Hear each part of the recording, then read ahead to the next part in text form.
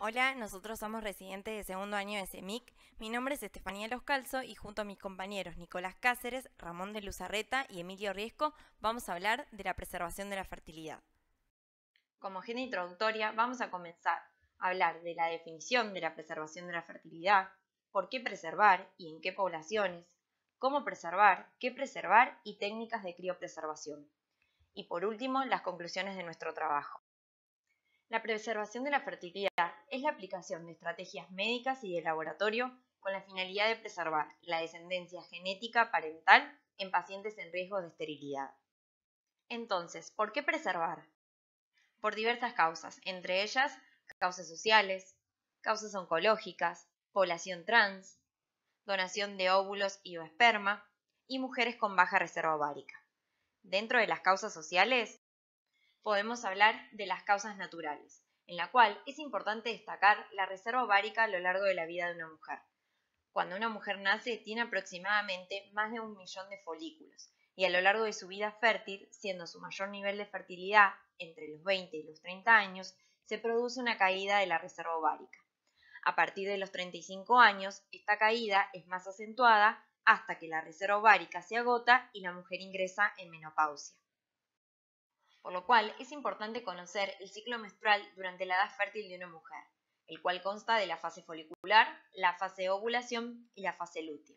Durante la fase folicular, la glándula hipófisis se encarga de secretar la hormona folículo estimulante o FSH, que se encarga de estimular el desarrollo de los folículos.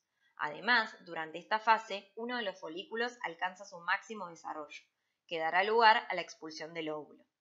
Durante la fase de ovulación, por la concentración elevada de estrógenos, se estimula la hipófisis a la secreción de la hormona luteinizante o LH, que dará lugar a la expulsión del óvulo.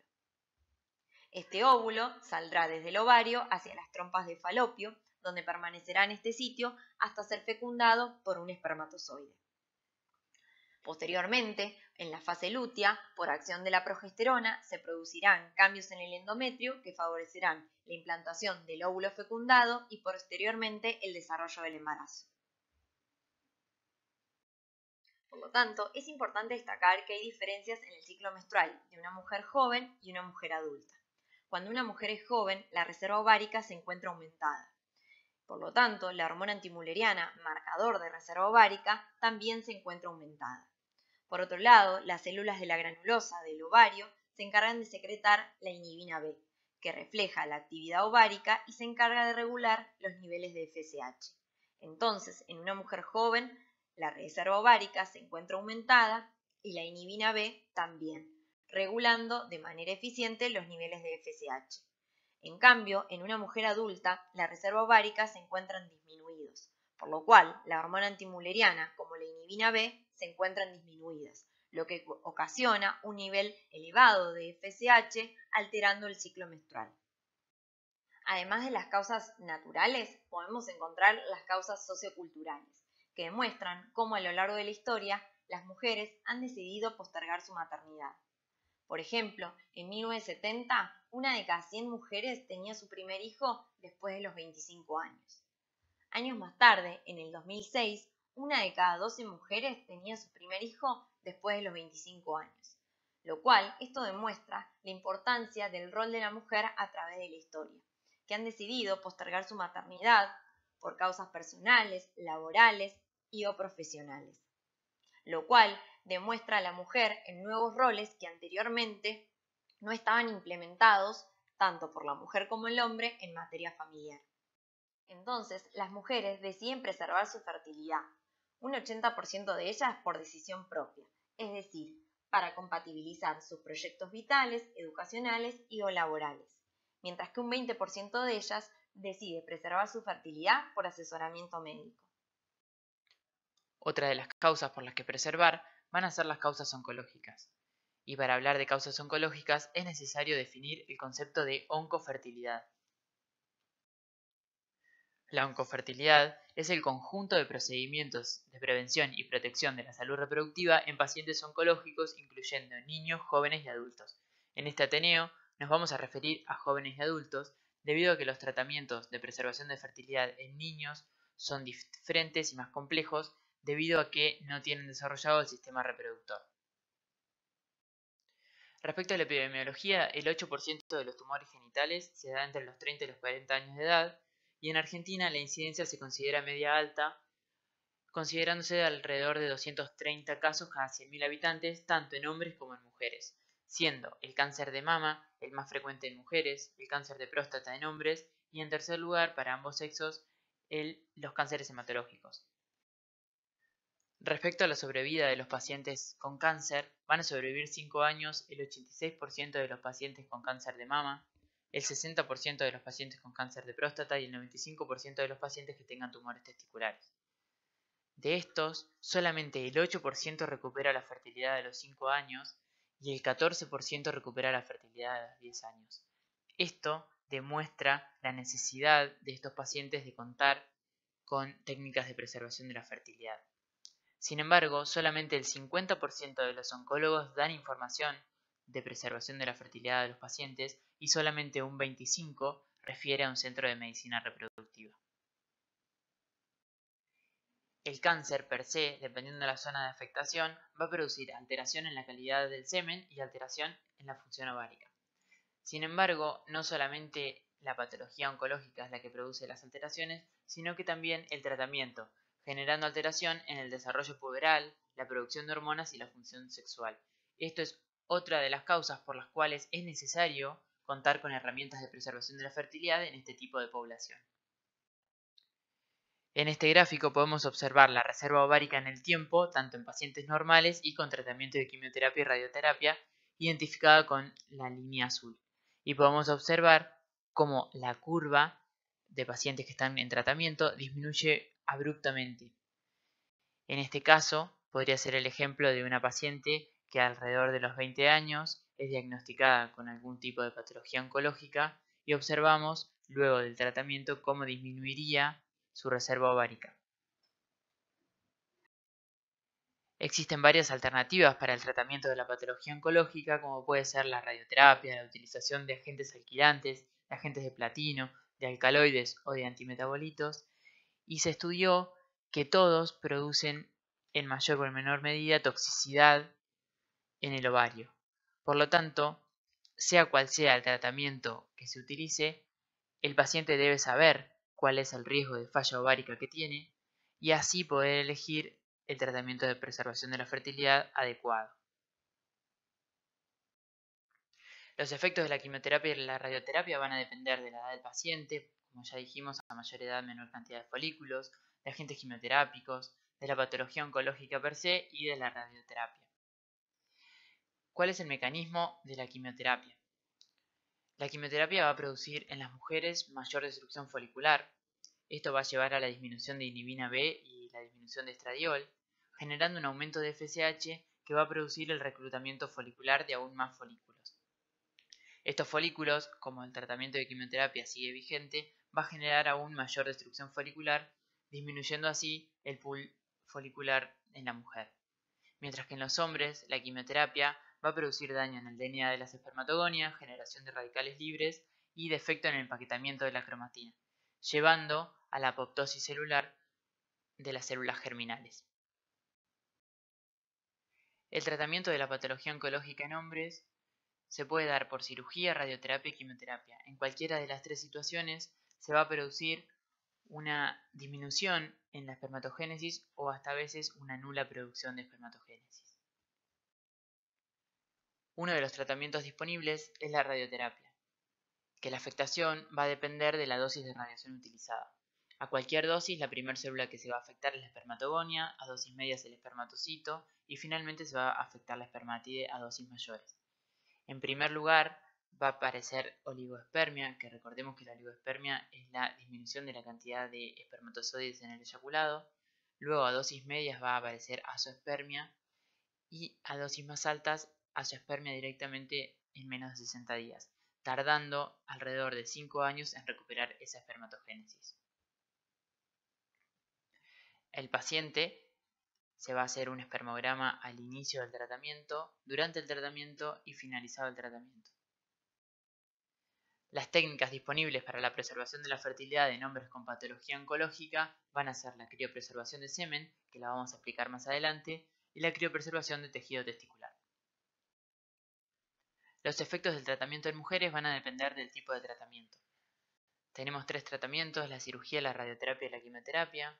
Con la cirugía se van a producir efectos más de tipo anatómicos, con la radioterapia se producen daños irreversibles y con la quimioterapia se produce la disminución del pool folicular.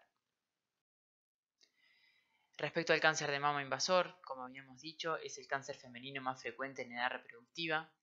El 50% de las mujeres desean tener un hijo luego del diagnóstico. Y los médicos le informan que deben postergar el embarazo al menos por 5 años una vez diagnosticada la enfermedad y hecho el tratamiento. Por lo tanto, es una consulta de inmediata fertilidad y el mejor momento para realizar el procedimiento va a ser el intervalo entre la cirugía de mama y la quimioterapia. Con respecto al linfoma, en la mayoría de los linfomas el tratamiento debe ser inmediato y la criopreservación de ovocitos se va a hacer solamente si el tratamiento oncológico puede ser demorado 2 semanas.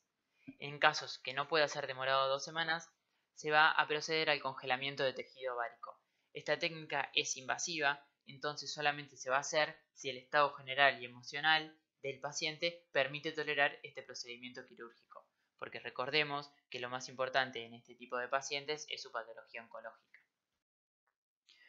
Respecto a la leucemia es una patología con elevado riesgo de metástasis en el ovario. Por lo tanto, no hay una opción ideal para mujeres postpúberes ni prepúberes, y lo que se debe hacer es determinar cuán afectado está el ovario para elegir el tratamiento de preservación de la fertilidad ideal. Las técnicas que podemos utilizar para preservar la fertilidad en mujeres con patología oncológica van a ser 3. La transposición de gónadas para tratamiento de radioterapia. Este procedimiento consiste en relocalizar las gónadas en una zona más alejada de la zona de impacto de los láseres de la radioterapia. De todas maneras ya está en desuso debido a la aparición de radioprotectores. La criopreservación de óvulos para pacientes con tiempo pretratamiento, como habíamos dicho, el cáncer de mama invasor, o la vitrificación de tejido ovárico para pacientes con la necesidad de iniciar el tratamiento en forma inmediata, como en el caso de los linfomas. Otra de las poblaciones a las cuales podemos aplicar las técnicas de preservación de la fertilidad es la población trans. Para hablar de la población trans, primero tenemos que definir identidad de género, que según la ley 26.743 se define como la vivencia interna e individual del género, tal como cada persona la siente, la cual puede corresponder o no con el sexo asignado al momento del nacimiento.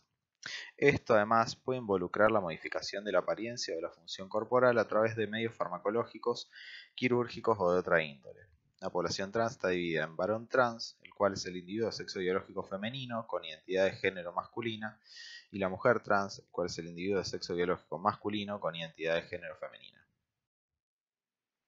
Con respecto a las vías farmacológicas, las cuales esta población accede para modificar su apariencia y su función corporal, podemos mencionar la terapia hormonal, la cual tiene como finalidad reducir la concentración de las hormonas endógenas y por lo tanto las características sexuales secundarias del sexo biológico y así reemplazarlas por aquella del sexo autopercibido. Este tipo de terapia es similar a la que se aplica a los pacientes hipogonadales. En el caso del varón trans se administra testosterona y en el caso de la mujer trans se administra estradiol con la opción del agregado de un antiandrógeno. Se ha visto que esta terapia tiene un impacto directo sobre la fertilidad del paciente. Con respecto a la función testicular, se ha observado afectación variable de paciente a paciente, hasta llegar a la zoospermia. Dentro de las manifestaciones que podemos observar se encuentran la involución de las células de Leydig, la disminución del volumen testicular, involución de las células de Sertoli, involución de la espermatogénesis y alinización de los túbulos seminíferos, las cuales pueden revertir con el cese de la terapia hormonal. Con respecto a la función ovárica, se ha asociado a la administración de terapia hormonal a largo plazo con histología de tipo ovario poliquístico, observándose así luteinización de células estromales, hiperplasia del estroma, colagenización de la túnica longínea y ovarios multifoliculares. Estas manifestaciones, al igual que en el caso de la función testicular, revierten con el cese de la terapia hormonal. Entonces, ¿por qué consideramos estos efectos? En este trabajo realizado por Auer y colaboradores, se estudió una población de 99 mujeres trans y 90 hombres trans, los cuales se dividieron en mujer y hombre trans, pretratamiento y durante tratamiento. En una primera instancia se les preguntó si ellos deseaban tener hijos a futuro, donde se observó una positividad a esta pregunta cercana a un 70%. Posteriormente, se les preguntó si ellos deseaban tener hijos biológicos, donde se observó una positividad a esta pregunta cercana a un 30%. Si bien podemos observar que en el caso de hombre trans pretratamiento se observa una positividad del 0%, en el caso de hombre trans post-tratamiento se puede observar una positividad cercana a un 10%, lo cual nos indicaría un cambio en la conducta con respecto a la fertilidad y por ende la importancia de resaltar la preservación de la fertilidad en esta población. Además, en este trabajo se les preguntó por qué vías ellos tendrían hijos. Si bien se observó que hubo un gran porcentaje el cual optó por la adopción, vemos que en algunos casos hubo hasta un 40% que optó por vías en las cuales se requeriría utilizar técnicas de preservación de la fertilidad, como por ejemplo la inseminación con un donante de esperma. En este otro trabajo realizado por Chen y colaboradores, donde se estudió una población de 156 adolescentes transgénero, se les preguntó si ellos deseaban tener hijos a futuro, donde se observó una positividad cercana a un 50%, y además de este 50%, un 36% deseaba tener hijos biológicos a futuro. Teniendo en cuenta los resultados de estos trabajos, vamos a pasar a describir las distintas técnicas de preservación aplicadas en esta población. Dentro de las opciones que contamos para la mujer trans, contamos con la criopreservación de esperma, la cual está dirigida a una población de mujeres trans postpuberales pre y post inicio de la terapia hormonal. Como consideraciones tenemos que tener que la obtención de la muestra indicada en primera instancia es a través de la masturbación, la cual puede ser considerada traumática para algunos pacientes, por lo que se puede sugerir opciones quirúrgicas. También tenemos que tener en cuenta que parte de esta población inicia con la terapia sin consultar con un médico, lo cual nosotros no nos da una idea de cuánto tiempo puede llevar expuesto a la terapia ni de las afectaciones que pueda llevar con respecto a la fertilidad, por lo que se recomienda un buen control de la terapia con un médico y a la par el cese de la misma previo a la obtención de la muestra para obtener una muestra de mejor calidad. Otra de las opciones que contamos en el caso de la mujer trans es la criopreservación de tejido testicular, la cual está dirigida para mujer trans pre y postpuberal en cualquier momento de la transición. Como consideración tenemos que tener que sigue siendo una técnica experimental tratándose de una mujer trans prepuberal y como ventaja a la técnica anterior, esta no requiere el cese de la terapia hormonal y puede ser realizada durante la cirugía de reasignación. En el caso de las opciones para el varón trans, contamos con la criopreservación de ovocitos y criopreservación de embriones. Esta está dirigida a una población de hombres trans postpuberales pre y post inicio de la terapia hormonal. Como consideración, tenemos que tener de que se requiere sí o sí el cese de la terapia hormonal y posteriormente se debe realizar una estimulación ovárica y un aspirado de ovocitos, los cuales son procesos muy invasivos y pueden ser considerados traumáticos por algunos pacientes. Por otro lado, además contamos con la criopreservación de tejido ovárico, la cual está dirigida a hombres trans pre y postpúberes en cualquier momento de la transición, y al igual que la criopreservación de tejido testicular, esta tiene como consideraciones que sigue siendo una técnica experimental al tratarse de hombre trans prepuberal y como ventaja no requiere el cese de la terapia hormonal y puede ser realizada durante la cirugía de reasignación. Entonces, ¿cómo preservar y qué preservar? ¿Cómo preservar? A través de técnicas de seguridad y eficacia demostradas, entre ellas la criopreservación y la transposición ovárica. La criopreservación es el proceso que tiene como objetivo el mantenimiento de la viabilidad y la funcionabilidad celular a bajas temperaturas a través de la congelación. Durante el proceso de congelación, las células pueden verse dañadas por acción de los cristales de hielo que causen daños en sus membranas celulares o cambios bruscos como deshidratación que impliquen alteración en la viabilidad celular. Para evitar esto, es fundamental tener en cuenta la presencia de crioprotectores y la velocidad de enfriamiento. Entonces, los crioprotectores son aditivos que acompañan a la muestra de los pacientes para evitar el daño producido por los cristales de hielo durante el proceso de congelación a muy bajas temperaturas. Los crioprotectores se clasifican en permeables y no permeables. Los permeables son aquellos que atraviesan las membranas celulares y forman puentes de hidrógeno con moléculas de agua intracelular, y de esta manera disminuyen el punto de congelación y retrasan la formación del hielo. Entre ellos se encuentran el dimetilsulfóxido y el glicerol. Los crioprotectores no permeables son aquellos que se mantienen en el medio extracelular y por efecto osmótico evitan la deshidratación drástica de las células. Entre ellas se encuentran la trealosa y la sucrosa. Entonces, los crioprotectores se encargan de generar un gradiente osmótico favoreciendo la deshidratación celular, se encargan de reducir la temperatura de formación de cristales de hielo y se encargan de estabilizar las membranas y estructuras intracelulares. Y por último, aumentan la temperatura de transición vítrea. Otro de los factores a tener en cuenta es la velocidad de congelación. La congelación lenta consiste en someter a la muestra del paciente junto con crioprotectores a un proceso de congelamiento lento y conservado para favorecer la formación de cristales de hielo y permitir que la célula se encuentre en un equilibrio osmótico con el medio extracelular. Esto se logra al someter la muestra a una temperatura entre -5 y -10 grados centígrados y luego reducir la temperatura hasta que la muestra ingrese en el tanque de nitrógeno a -196 grados centígrados. Otra forma de congelación consiste en la vitrificación.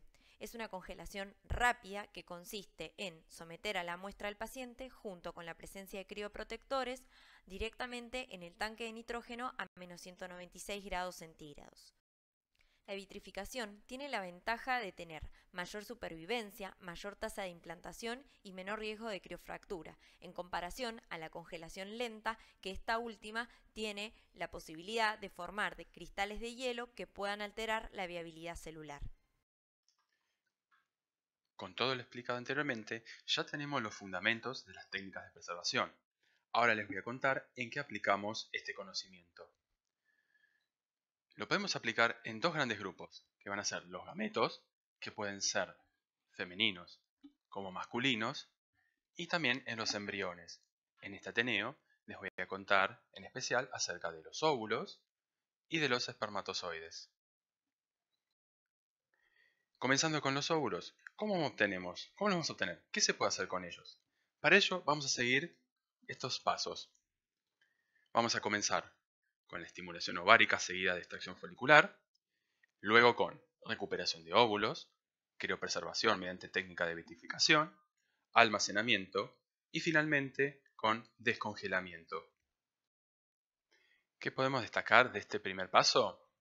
Bueno, el primer punto sería como su objetivo, que es inducir el desarrollo folicular y la maduración de los mismos, aumentando así el número de óvulos obtenidos, que es un procedimiento controlado, ya que se debe evitar la ovulación prematura y que luego de la estimulación es cuando se aspira el líquido de los folículos maduros.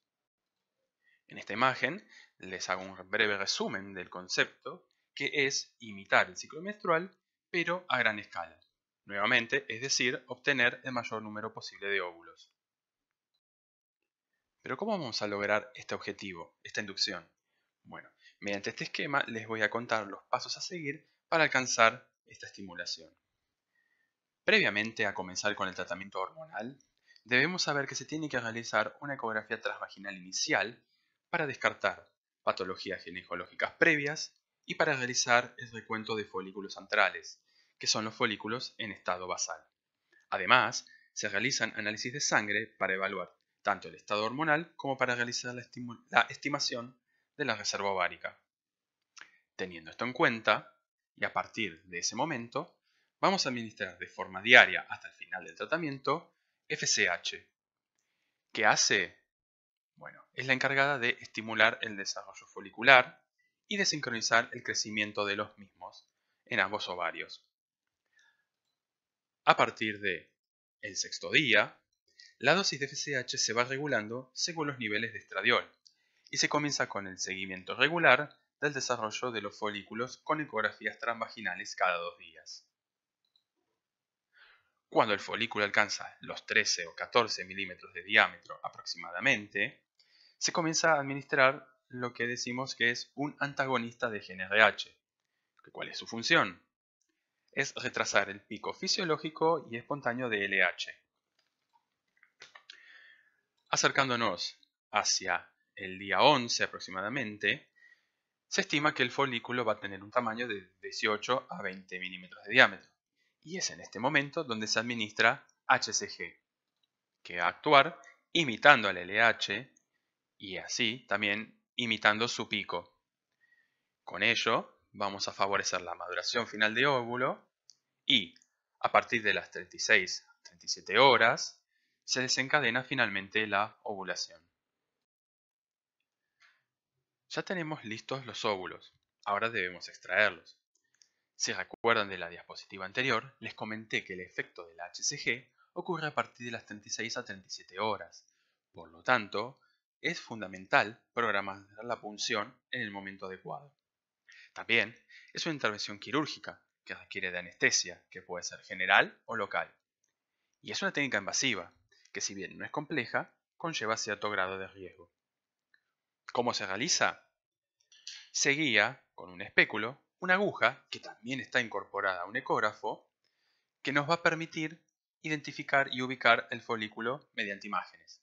Por ejemplo, en la primera imagen vemos lo que es un folículo maduro al principio del tratamiento, y en la segunda imagen les muestro lo que es el folículo maduro, que va a ser en el momento en donde vamos a realizar la punción.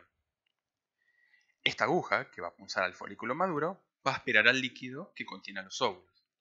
Y este líquido se pasa a tubos que están a 37 grados, es decir, imitando las condiciones fisiológicas, concluyendo de esta manera la intervención. Estos tubos, que contienen al líquido folicular, se llevan al laboratorio de fertilidad, en donde un profesional, por ejemplo un bioquímico o un biólogo, va a analizar este líquido y seleccionará aquellos óvulos maduros que sean aptos para su preservación. Este procedimiento se sigue realizando a 37 grados centígrados. Ahora que tenemos seleccionados los óvulos, ya estamos listos para preservarlos. La técnica de elección va a ser la vitrificación. ¿Por qué la elegimos? Principalmente porque con esta técnica se evita el daño que puede causar la congelación lenta en los óvulos. Y en esta imagen les muestro el resumen de la técnica, que es llevar estos óvulos que están a 37 grados a menos 196 grados centígrados. Por lo tanto, es una técnica que es de primera elección dentro del marco de técnicas de preservación de fertilidad de mujeres. También es de eficacia demostrada, por lo que dejó de ser considerada experimental en base a buenos resultados clínicos.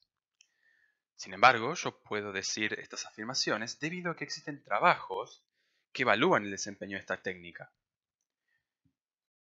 ¿Cómo hicieron? Les cuento brevemente el trabajo, que consistió en 1.470 pacientes que decidieron preservar sus óvulos. De ese número, 137 decidieron hacer uso de ellos, de los cuales 12 fue la cantidad de óvulos descongelados por paciente. ¿Qué conclusiones obtuvieron a partir de estos números? De esos 12 óvulos descongelados, en realidad 10 fueron viables. Esto se traduce en una tasa de sobrevida de 85%. Sin embargo, también observaron que no fue parejo en todas las mujeres. Por ejemplo, en aquellas mayores a 36 años, la sobrevida de óvulos fue de un 82%, mientras que en mujeres menores a 35 años, esa sobrevida fue del 94%. Esto refuerza el concepto del descenso de la fertilidad a medida que avanza la edad de la mujer, y que los óvulos son un recurso limitado. Ahora que demostramos que es una técnica eficaz, les voy a contar cuáles son los pasos a seguir en el laboratorio para realizar la técnica de vitrificación. Como primer paso, se deshidratan los óvulos pasándolos de un medio con crioprotector a otro con una concentración creciente. Luego, se colocan de 2 a 4 óvulos en una pajuela, que es el contenedor en donde los vamos a almacenar. Esta pajuela se introduce rápidamente en la cubeta con nitrógeno líquido, en donde luego la vamos a tapar. Estas pajuelas cargadas de óvulos van a ser llevadas a tanques con nitrógeno líquido a menos 196 grados, donde van a ser almacenados y pueden mantenerse por años. Finalmente, cuando llegue el momento de reutilizarlos, vamos a proceder al descongelamiento de los mismos, que consiste en sacar esas pajuelas del tanque de nitrógeno líquido, quitarles la tapa y sumergir el extremo en donde están en un medio a 37 grados. Finalmente, se van pasando los óvulos de un medio de desvitrificación a otro con concentraciones cada vez menores de crioprotectores para que se vuelvan a hidratar. Es decir, realizamos los pasos inversos. Con estos óvulos les dejo esta imagen simplemente para demostrar un posible destino de los mismos. Por ejemplo, la fertilización in vitro. En esta diapo les dejo algunas ventajas y desventajas de la criopreservación de óvulos. Como ventajas, no se han observado incrementos de anomalías congénitas en embriones a partir de estos óvulos congelados, ni tampoco se ha observado un riesgo obstétrico y o perinatal aumentado. También nos ha abierto la puerta a la donación y a los bancos de óvulos. Por último, es una técnica ampliamente extendida, segura y reproducible. Como desventajas, este proceso no es inmediato, ya que requiere de un periodo de estimulación para la maduración de los óvulos. Esto se podría traducir a que se retrasa el inicio de la quimioterapia. Y como necesitamos óvulos maduros, no es útil en población prepúber. Para cerrar con la parte de los óvulos, les comento que, al igual que el tejido testicular, el tejido ovárico también se puede preservar. Es una técnica que, si bien es utilizada en adultos, todavía es considerada experimental en prepúberes. Aún así, es recomendada en pacientes oncológicos en donde se han visto muy buenos resultados. Ahora les voy a contar acerca de la otra gameta, los espermatozoides, y les dejo una imagen de nuestra institución, ya que es una práctica que se realiza aquí en el CEMIC. Una importante aclaración es que a toda muestra recibida antes de realizar la criopreservación, le realizamos un espermograma para evaluar la calidad de la muestra. ¿Cómo realizamos la criopreservación en nuestra institución? Primero, descongelamos el medio crioprotector a temperatura ambiente o estufa. Este medio se lo conoce como Test Yolk Buffer o Freezing Medium. Luego, en un tubo cónico y en condiciones de esterilidad bajo flujo, se homogeneiza gota a gota y en partes iguales la muestra con el criopreservante. Esta mezcla la licuotamos en crioviales de 1 mililitro cada uno. Y estos crioviales lo que hacemos es disminuirles la temperatura de manera gradual. Es decir, empezamos con un freezer a menos 20 grados centígrados y luego lo trasladamos a un freezer a menos 70 grados centígrados durante una hora. Por lo tanto, la técnica de elección para esta muestra es la congelación lenta. Una vez separados y llevados a menos 70 grados, los vamos a almacenar en crioboxes que vamos a colocar dentro de tanques de nitrógeno que están a menos 196 grados centígrados. Finalmente, cuando llegue el momento de descongelar esta muestra, vamos a separar un criovial y vamos a realizarle el test de congelación, cuya finalidad es, mediante observación, evaluar la integridad del esperma luego del proceso completo de congelación-descongelación. Entonces, ahora les dejo algunas ventajas y desventajas para la criopreservación de semen. Comienzo nuevamente con las ventajas, en donde sabemos que es una muestra sencilla y de fácil obtención. Al fraccionarla, nos permite la optimización de su uso, es decir, si por algún motivo el tratamiento, el uso del espermatozoide no es exitoso, tenemos resto de muestra. Y Durante el almacenaje, propiamente dicho, la calidad de la muestra no varía. Sin embargo, como desventajas, se ha observado una disminución de un 50% de movilidad post-descongelación, aumento del daño mitocondrial y mayor fragmentación del DNA del espermatozoide. Esto ocurre durante la descongelación-congelación. Sin embargo, a pesar de todas estas desventajas, no se han observado disminuciones en las tasas de éxito clínico. Y para finalizar, algunos comentarios finales. Debemos saber que los distintos métodos de preservación de la fertilidad se están desarrollando y utilizando cada vez más, que son útiles en pacientes con patologías oncológicas para lograr mantener tanto el número de ovocitos y espermatozoides, así como también evitar el daño en las gónadas.